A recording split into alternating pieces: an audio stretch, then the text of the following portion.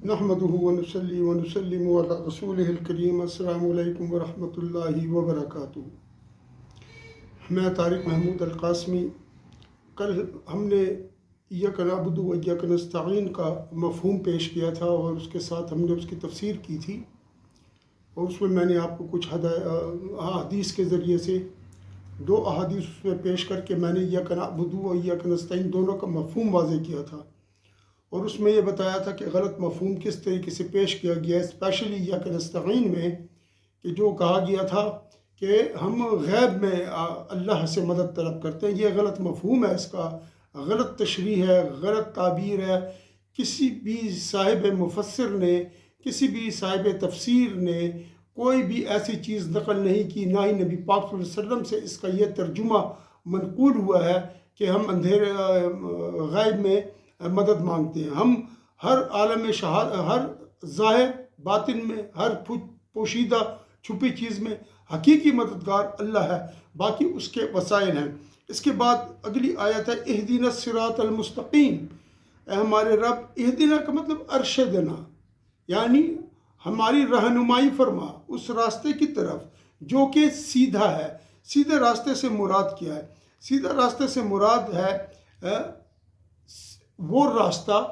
جو کہ اللہ تعالیٰ نے اپنے نیک بندوں کو جس پر چلایا، اپنے نیک بندوں کو اللہ تعالیٰ نے اس کے اوپر استقامت بخشی، اور اسی حوالے سے اللہ تعالیٰ نے جو ہے اس کے اندر یہ بات بھی فرمائی ہمیں کہ وہ کون سے راستے ہیں۔ صراط الذین انعمت علیہم، اہدنا الصراط المستقیم، ہمیں سیدھا راستہ دکھائیے۔ صراط الذین انعمت علیہم، ان لوگوں کا راستہ جس پر آپ نے انعام فرمایا ہے۔ تو جن لوگوں پر اللہ نے انعام فرمایا ان کا راستہ، وہ لوگ کون ہیں؟ وہ لوگ ہیں من النبیین والصدیقین والشہداء والصالحین، وہ لوگ کہ جو انبیاء ہیں، صدیقین ہیں، اولیاء ہیں اور شہداء ہیں، صالحین ہیں۔ یہ لوگ ہیں جن کو اللہ تعالیٰ نے سیدھا راستہ دکھایا اور اس راستے پر ان کو استقامت عطا فرمائی۔ اور یہ جو استقامت کا ایک اور معنی وہ ہدیناہ النجدین، یعنی خیر اور شر کے جو دونوں طریقے ہیں ان کو اللہ تعالیٰ نے بتا دیا کہ یہ خیر کا طریقہ ہے، یہ شر کا طریقہ ہے۔ اب آپ نے ان دونوں راستوں کا درمیان کا راستہ اختیار کرنا ہے کہ آپ اس طریق پر چلیں کہ آپ خیر کی طرف تو ہوں لیکن شر سے آپ اتنا ہی دور ہو جتنا آپ خیر کے قریب ہوں۔ یہ وہ مفہوم ہے اس کا کہ جب آپ چلیں تو آپ ہدایت کے، آپ خیر اور بھلائی کے زیادہ قریب ہوں، جبکہ آپ شر سے اتنا ہی دور ہوں جتنا کہ آپ خیر اور بھلائی کے زیادہ قریب ہوں۔ مطلب یہ ہے جب آپ ایک راستے پر جا رہے ہوتے ہیں نا، تو آپ کس طریقے سے چلتے ہیں اس راستے پر؟ آپ اس راستے کو، ایک تو اپنی ڈائریکشن کو آپ سیدھا رکھتے ہیں، دوسری بات یہ کہ راستے کے دونوں جانب آپ اس چیز کو اختیار کرتے ہیں جس کے اوپر لوگ چلتے رہتے ہیں تو آپ دیکھتے ہیں کہ ایک راستہ سا بیچ میں صاف نظر آتا ہے کہ جس کے اوپر انسان جب پیدل چلتا ہے نا تو اس کا ایک نشان بن جاتے ہیں۔ جس طرح گاڑیاں چلتی ہیں کچے راستے پر تو ان کے ٹائروں کے نشان بنے ہوتے ہیں، اسی طریقے سے جب انسان پیدل چلتا ہے تو اس کا بھی ایک راستہ بنا ہوتا ہے، اور صراط مستقیم وہی ہے جو راستہ آپ کو آپ کی منزل تک پہنچا دے۔ تو اس سے وہی راستہ مراد ہے جو چل رہا ہے، پیدل چلتی ہے نا لوگ، پگڈنڈی بن جاتی ہے،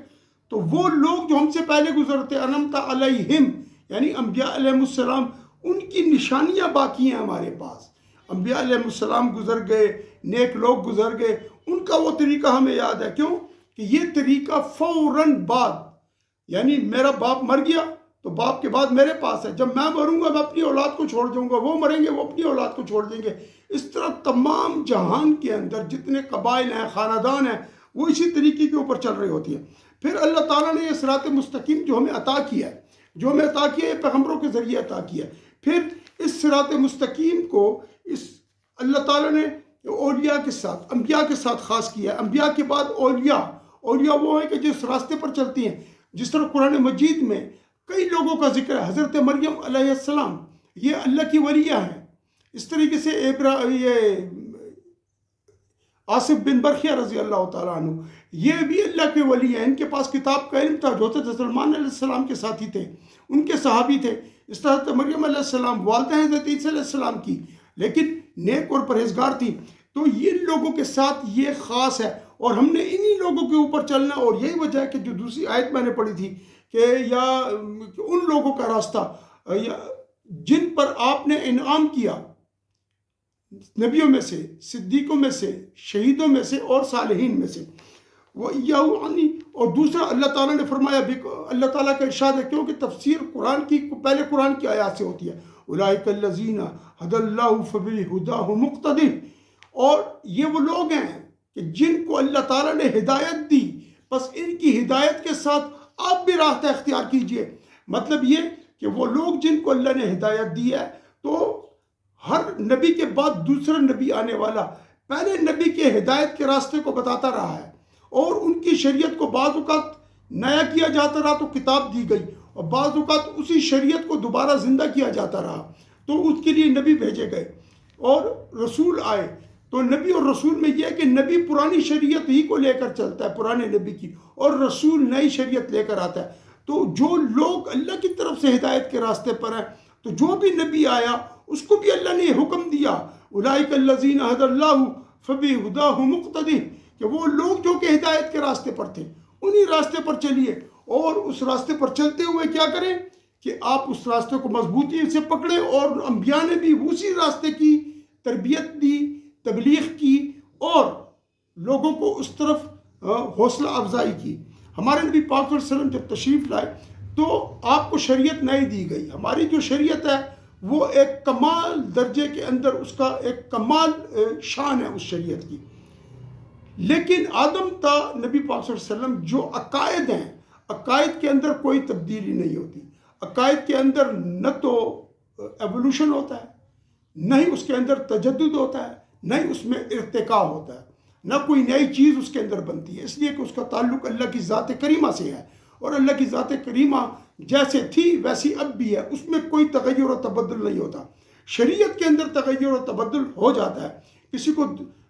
2 نمازیں فرض تھیں، ہم پر 5 فرض ہیں، بلکہ معراج کی رات ہم پر 50 نمازیں فرض کی گئیں، تو موسیٰ علیہ السلام بار بار نبی علیہ السلام کو واپس بھیجتے رہے کہ بہت زیادہ ہے اور میری امت نہیں کر سکی، بڑا مشکل ہوگا آپ، اور یہاں تک کہ 5 نمازیں اللہ تعالیٰ نے نبی علیہ السلام مبارک 50 سے کم کرتے 5 کر دیں، اور فرمایا کہ 5 تو کر دی ہیں لیکن اجر 50 کا ہی دوں گا۔ یہ ہماری شان ہے اس امت کی نبی علیہ السلام کی وجہ سے۔ تو موسیٰ علیہ السلام نے 5 پر بھی کہا کہ آپ واپس جائیے، نہیں کر سکیں گے، تو نبی علیہ السلام مبارک نے فرمایا مجھے شرم آتی ہے کہ میں واپس جاؤں۔ اور اس کے بعد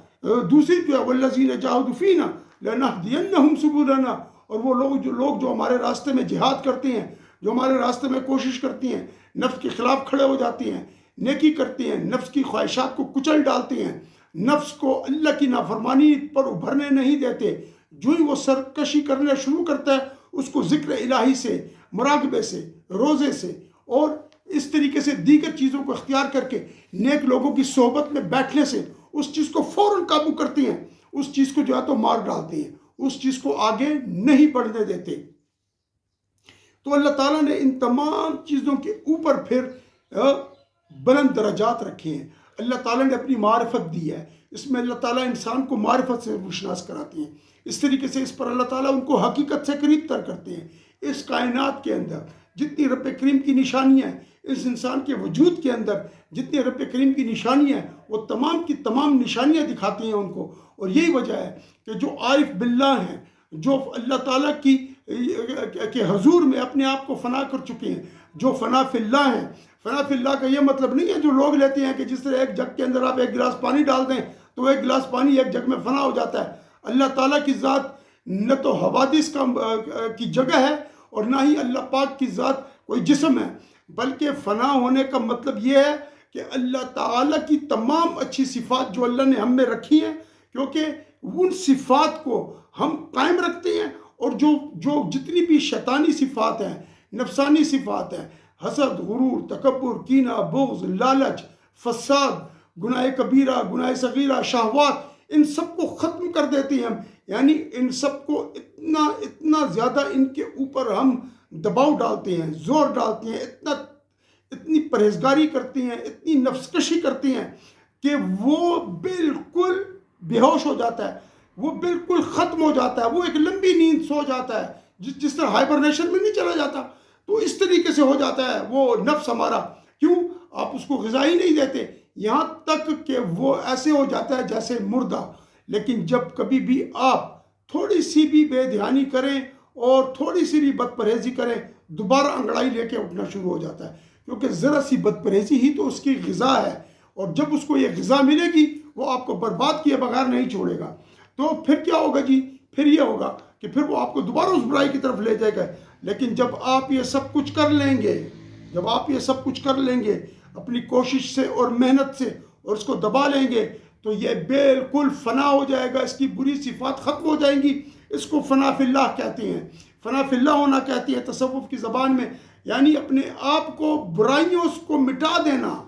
برائیوں کو مٹا کر آگے بڑھ جانا، اور اللہ تعالیٰ کی تمام اچھی صفات کو جو اللہ تعالیٰ نے ہم میں رکھی ہیں، جو اللہ تعالیٰ نے ہمیں عطا کی ہے، ان صفات کو اپنے اندر قائم کرنا، ان صفات کو مضبوط کرنا۔ جس طرح نفس کو کمزور کرنا ہمارے اوپر فرض ہے، اس طریقے سے اچھی صفات کو زندہ رکھنا، قائم رکھنا بھی ہمارے اوپر فرض ہے۔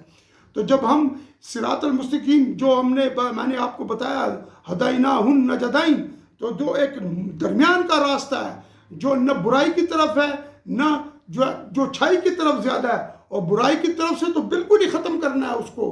تو پھر کیا ہوتا ہے؟ پھر ہم اس معنی میں آگے بڑھتے ہیں اور ہم اس کو فنا کر دیتے ہیں۔ تو اس کو کہتے ہیں فنا فی اللہ بقا باللہ۔ جب ہم برائی ختم کرتے ہیں تو ہم اللہ تعالیٰ کے احکامات کے اندر اللہ تعالیٰ کی رضا میں فنا ہو جاتے ہیں، اور جب ہم باقی رہتے ہیں کس کے ساتھ؟ نیکیوں کے ساتھ، بھلائیوں کے ساتھ، ہمارے اندر صرف اچھائی کی صفت رہتی ہے۔ ہم کسی بری چیز کو دیکھ کر ہمیں بہت کراہت ہوتی ہے، ہم اتنی نفرت کرتے ہیں اس سے، جس طرح کہ ہم آگ میں جلنے سے نفرت کرتے ہیں، یا کسی بری چیز کو دیکھنے سے نفرت کرتے ہیں، اس طرح ہم اس بات سے نفرت کرتے ہیں کہ ہم اللہ کی ناراضگی کو اختیار کریں۔ لہٰذا فنا فی اللہ ہونا، اللہ کی رضا کے ساتھ باقی ہونا ہے، اور ان برائیوں کو دور کر دینا ہے جو برائیاں اللہ تعالیٰ نے ہمیں کرنے سے منع فرمایا ہے۔ تو فنا فی اللہ اس کو کہا جاتا ہے۔ اور پھر اس کے اندر بہت چیزیں ہیں جی، فنا القلب ہے، پھر فنا الفنا ہے، پھر بقا باللہ ہے۔ تو بقا باللہ یہ ہے کہ اللہ تعالیٰ کی قائم کردہ حدود کو ہم اپنے اوپر لاگو کر کے نفس کو تو فنا کر دیتے ہیں، اس کی برائیوں کو فنا کر دیتے ہیں، اور فنا فی اللہ ہو جاتے ہیں، یعنی ہم ان تمام برائیوں کو چھوڑ کر اللہ تعالیٰ کی ہر اچھی صفت کو اختیار کرنے کی کوشش کرتے ہیں۔ اللہ معاف کرنے والا، ہم بھی معاف کرتے ہیں۔ اللہ رحیم ہے، ہم بھی رحمت لوگوں کے ساتھ کرتے ہیں۔ اللہ ستار ہے، ہم بھی لوگوں کی پردہ پوشی کرتے ہیں۔ اللہ تعالیٰ سننے والے ہیں، ہم بھی اچھی باتوں کو سنتے ہیں، لوگوں کی مدد کرنے کے لیے ان کی باتیں سنتے ہیں، ان کی فریاد کو سنتے ہیں۔ ہم اچھی چیزوں کو دیکھتے ہیں، بری چیزوں سے پرہیز کرتے ہیں۔ یہ تمام وہ چیزیں ہیں جو اللہ تعالیٰ نے ہمیں دی ہیں۔ اس کے بعد ہم جو بقا باللہ ہے، وہ تمام نیکیوں کے ساتھ، اچھائیوں کے ساتھ ہم اپنے آپ کو قائم کرتے ہیں، اور ہمارا نفس کسی بھی صورت میں ان برائیوں کی طرف نہیں جاتا، یہاں تک کہ وہ کیا ہو جاتا ہے؟ وہ بالکل بدل جاتا ہے اور نیکیوں کے راستہ اختیار کر لیتا ہے، اور نفس مطمئنہ کے مقام پر پہنچ جاتا ہے۔ صراط الذین انعمت علیہم، ان لوگوں کا راستہ جس پر آپ نے انعام فرمایا وہ یہی چیز ہے، غیر المغضوب علیہم ولا الضالین، نہ کہ ان لوگوں کا راستہ جس پر آپ کا غضب ہوا اور وہ گمراہ ہوئے۔ تو غضب جو ہے نا، جن پر ہوا ہے، جن پر اللہ تعالیٰ نے غضب فرمایا ہے، جس طرح حدیث میں آتا ہے، نبی پاک صلی اللہ علیہ وسلم نے اس کو فرمایا کہ جو مغضوب علیہم ہیں، جن پر اللہ تعالیٰ نے غضب فرمایا وہ یہودی ہیں، اور جن پر اور جو گمراہ ہوئے ہیں وہ عیسائی ہیں۔ غضب اللہ نے یہ فرمایا کہ یہودیوں کو اللہ تعالیٰ نے ہر قسم کی نعمت عطا کی، ان کو من و سلوہ دیا، ان کو جو ہے نا تو روزانہ اللہ تعالیٰ کی طرف سے غذا ملتی تھی، اللہ تعالیٰ کی طرف سے طعام ان پر نازل ہوتا تھا، لیکن انہوں نے کیا کہ انہوں نے ہر دفعہ کچھ نہ کچھ ایسی بات کی جب بھی ان کو یہ طعام ملتا تو انہوں نے اس کا انکار کیا اور اللہ کی اس نعمت کی ناشکری کی، اور اللہ تعالیٰ سے یہ کہا کہ یا اللہ ہم اس چیزوں سے تنگ آ گئے ہیں، من و سلوہ سے، ہمیں تو ایسی چیز دے کہ پیاز ہو، لہسن ہو، دالیں ہوں، ساگ ہو، ان چیزوں سے ہمیں اب کھانا عطا فرما۔ تو اللہ تعالیٰ نے فرمایا ان کو، کیا تم ان چیزوں کو طلب کرتے ہو، ان اچھی چیزوں کو چھوڑ کر ان چیزوں کو حاصل کرنا چاہتے ہو جو کہ اس سے بہت ہی ادنا درجہ کی ہیں، کمتر درجہ کی ہیں؟ تو یہ ان کے اوپر اللہ نے پھر غضب فرمایا ان کے ساتھ، اور ان کو بڑی بڑی سزائیں دی گئیں۔ اور نصارہ نے عیسیٰ علیہ السلام کو اللہ کا بیٹا کہا، اور ان کو اللہ تعالیٰ کے بعد ان کو خدائی کے اندر ان کو شامل کر لیا۔ یہ چیز بھی جو ہے تو انتہائی بری ہے اور انتہائی ظلم کی چیز ہے، جس کو اللہ تعالیٰ نے گمراہی کہا ہے، اور اسی کے لیے اللہ تعالیٰ نے ان کو جو ہے نا تو وہ سزا دی، اور ان کو اس طریق پر کر دیا کہ تاریخ کے اندر یہودیوں نے 40 سال وادی طیہ میں بھٹکتے رہے۔ اس طرح عیسائیوں کے ساتھ جو کچھ ہوا وہ کسی سے پوشیدہ نہیں ہے۔ اللہ تعالیٰ ہمیں ان سے محفوظ فرمائے اور ان سے بچا کر رکھے۔ اسی طریقے سے جب آپ وَلَضَّالِّينَ پڑھ لیں گے تو اس کے بعد آتا ہے کہ آمین کہنا، یہ سنت ہے کہ، اور آمین کا مطلب ہے کہ اللہ ہماری بات کو سن لیجئے اور ہماری بات کو قبول کر لیجئے، کیونکہ یہ دعا ہے۔ پھر آگے چل کر اس میں ایک بات آتی ہے کہ فاتحہ کے بہت ساری وہ ہیں اس کے اندر جو فضائل ہیں، یہ آپ بیمار ہو کوئی اس کو 7 مرتبہ پڑھ کے پانی پہ دم کر کے پھونک لیں، اللہ تعالیٰ آپ کو شفا دیں گے۔ اس کے علاوہ اور بہت ساری اس کے اندر ایسی چیزیں ہیں کہ جو آپ کو دکھائی دیں گی کہ جو آپ کو فائدہ دیتی ہیں۔ اسی طریقے سے جو ہے نا تو اللہ تعالیٰ نے اس میں حدیث شریف میں آتا ہے کہ یہ جو الحمد شریف ہے نا، یہ اللہ تعالیٰ نے ابو ہریرہ رضی اللہ تعالیٰ عنہ سے روایت ہے کہ اللہ تعالیٰ نے اس کو تقسیم کر لیا اپنے اور بندے کے درمیان، یہاں تک کہ یہ جب بندہ کہتا ہے بندہ کہتا ہے کہ الحمدللہ رب العالمین، تو اللہ تعالیٰ اس کے جواب میں فرماتے ہیں کہ بندے نے میری حمد کی۔ پھر بندہ کہتا ہے الرحمن الرحیم، جو بہت مہربان نہایت رحم والا ہے، تو اللہ تعالیٰ فرماتے ہیں کہ بندے نے میری ثنا کی، میرے بندے نے میری ثنا کی۔ پھر بندہ کہتا ہے مالک یوم الدین، تو اللہ تعالیٰ فرماتا ہے کہ میرے بندے نے میری بزرگی بیان کی۔ پھر جب بندہ کہتا ہے ایاک نعبد و ایاک نستعین، ہم خاص آپ کی عبادت کرتے ہیں اور آپ ہی سے مدد چاہتے ہیں، تو رب کریم فرماتے ہیں تو یہاں پر کہ یہ آیت میرے اور میرے بندے کے درمیان ہے، اور میرے بندے کے درمیان ہے، اور میرے بندے کے لیے وہی ہے جو وہ مجھ سے مانگے گا۔ یعنی اللہ کو اتنا پسند ہے کہ جب انسان سچے دل سے ایاک نعبد و ایاک نستعین کہہ کر رب سے سوال کرے تو رب اس کے سوال کو ریجیکٹ نہیں کرتے، بلکہ اس کو وہ چیز عطا فرما دیتے ہیں۔ اس کے بعد اللہ تعالیٰ فرماتے ہیں اہدنا الصراط المستقیم، جب بندہ کہتا ہے اللہ مجھے سیدھا راستہ دکھا، تو صراط الذین انعمت علیہم غیر المغضوب علیہم ولا الضالین، تو اللہ فرماتے ہیں کہ میرے بندے کے لیے ہے، یہ جو کچھ میرے بندے نے کہا یہ میرے بندے کے لیے ہے، اور میرا بندہ مجھ سے جو مانگے گا وہ میں اس کو عطا کروں گا۔ یہ مسلم نے اس چیز کو روایت کیا ہے۔ یعنی جب بندہ نماز میں ایک چیز پڑھتا ہے اس کو جواب آتا ہے اس چیز کا، اور اللہ تعالیٰ اس بندے کو وہ تمام چیزیں عطا فرماتی ہیں جس کے لیے اس کو اللہ تعالیٰ نے پیدا فرمایا، اور جس کے لیے، اور ظاہر ہے کہ اللہ تعالیٰ نے بندے کو اپنی عبادت کے لیے پیدا کیا۔ آج سورۃ الفاتحہ شریف کی جو تفسیر تھی وہ ختم ہوئی، الحمدللہ، اس پر اللہ تعالیٰ کا بہت شکر ہے۔ اس کو بار بار سنیے اور یاد رکھیے، یہ ترجمہ پڑھنا اور یہ ان چیزوں سے اپنے آپ کو بچا کر رکھیے کہ مارکیٹ میں قادیانیوں کا ترجمہ آ گیا ہے، پرویزیوں کا ترجمہ آ گیا، اور یہ جو آج کل کے لونڈے لپاڑے آئے ہیں، اہل حدیث نے ترجمہ کیا اور انہوں نے بہت ساری تحریفات کی ہیں۔ کس میں؟ نظم قرآن میں، قرآن کے جو الفاظ ہیں ان کے اندر تحریفات کی ہوئی ہیں، کیونکہ لفظ تو وہ نہیں بدل سکتے لیکن الفاظ کے معنی بدلتے ہیں۔ تو خیال کرنا آج کل لوگوں کو وہ کیے جا رہا ہے کہ آپ آئیں اور قرآن کس طرح سیکھیں، قرآن آپ اس طرح سیکھیں کہ عربی سیکھیں، اور اس کے بعد آپ قرآن سیکھیں اور قرآن جو ہے تو پڑھیں۔ کوئی بھی ترجمے سے قرآن نہیں سیکھ سکتا۔ ترجمے سے قرآن سیکھتا تو میں 13-14 سال مدرسے میں نہ لگاتا، استادوں کے پاس میں جاتا رہا، آتا رہا، جب تک میری تسلی نہیں ہوئی میں پڑھتا رہا۔ ایسے نہیں ہوتا، بغیر استاد کے نہ کوئی ڈاکٹر بنتا ہے نہ انجینئر بنتا ہے، تو عالم دین کیسے بنے گا؟ اور یہ وہ قرآن ہے کہ جس کا آپ نے بہت لحاظ کرنا ہے، جس کا بہت احترام کرنا ہے، اور اگر آپ نے ایسا کیا تو اللہ تعالیٰ کی بدترین سزا آپ کے لیے بنے گی، اور آپ اس سزا سے بچ نہیں سکیں گے۔ بچ کر رہیں ان لونڈے لپاڑوں سے اور یہ مستریوں سے جو کہ صرف اور صرف ترجمے پڑھتے ہیں اور ترجموں کو بھی غلط طریقے سے موڑ توڑ دیتے ہیں اور انسان کا بیڑا غرق کر دیتے ہیں۔ اللہ تعالی ہمیں اور آپ کو اپنے خصوصی فضل سے اپنے نبی علیہ السلام کے صدقے میں گمراہ ہونے سے بچائے اور ہمیں ان لوگوں کی ہدایت اور راستے پر چلائے جو ہم سے پہلے گزر گئے اور جو بہت ہی مضبوط تھے اس ہدایت میں اور اللہ کی فرما برداری میں۔ چینل کو سبسکرائب کر لیں اور بیل آئیکن کو پریس کر دیں، زیادہ سے زیادہ اس کو شیئر کریں اور دوسروں کو بھی نیت سے، تبلیغ کی نیت سے دوسروں کو بھی یہ چیز سکھائیں۔ وآخر دعوانا ان الحمد للہ رب العالمین، وصلی اللہ تعالی علی خیر خلقہ ونور عرشہ محمد وعلی آلہ وصحبہ اجمعین برحمتک یا ارحم الراحمین۔